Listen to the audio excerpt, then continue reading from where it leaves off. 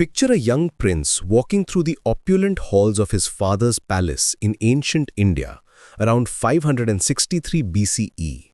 His name was Siddhartha Gautama, and he had everything a person could desire: wealth, comfort, a beautiful wife, and a newborn son.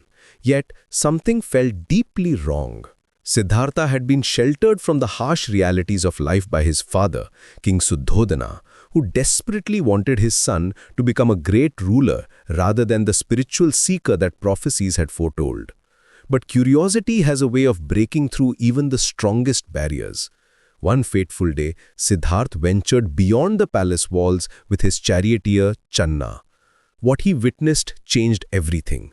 First, he saw an old man, bent and frail, struggling to walk. Then, a sick person writhing in pain. Next, a funeral procession carrying a lifeless body.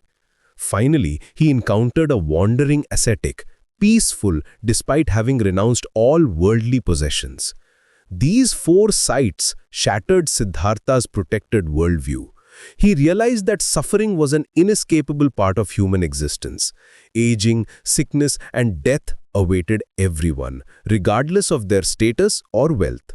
That night, as he gazed upon his sleeping wife Yashodhara and infant son Rahula, he made the most difficult decision of his life.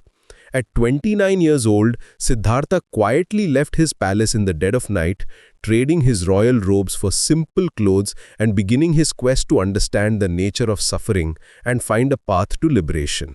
For 6 years, he wandered through the forests and villages of northern India, studying under various spiritual teachers and practicing extreme asceticism.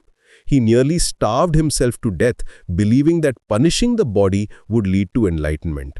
His ribs showed through his skin and his eyes sunk deep into their sockets. But this extreme path brought him no closer to the truth he sought. Realizing that neither luxury nor severe deprivation held the answer, Siddhartha chose what he would later call the middle way, a balanced approach between indulgence and self-torture. On a full moon night, in May, Siddhartha sat beneath a large Bodhi tree in Bodh Gaya, determined not to rise until he had found the answers he sought. As he meditated through the night, his mind became increasingly clear and focused. He experienced profound insights about the nature of existence, the cycle of birth and death, and the root causes of human suffering. As dawn broke, Siddhartha achieved what he had been seeking: complete enlightenment. He had become the Buddha, which means the awakened one. At 35 years old, he had discovered the four noble truths that would form the foundation of his teachings. The first truth acknowledged that suffering exists in all life. The second revealed that this suffering arises from our attachments and cravings. The third offered hope: suffering can end. The fourth provided the roadmap: the noble eightfold path of right understanding, intention, speech, action, livelihood, effort, mindfulness, and concentration. For the next 45 years, Buddha traveled throughout India, sharing his insights with anyone willing to listen. He spoke to kings and beggars, merchants and farmers, using simple stories and practical wisdom that people could apply to their daily lives. His teachings emphasized compassion, mindfulness, and the interconnectedness of all beings. He established a community of monks and nuns, creating one of the world's first organized spiritual movements that welcomed people regardless of their social status.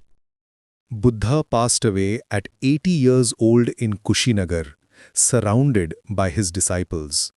His final words were a gentle reminder to continue seeking truth through personal effort and understanding.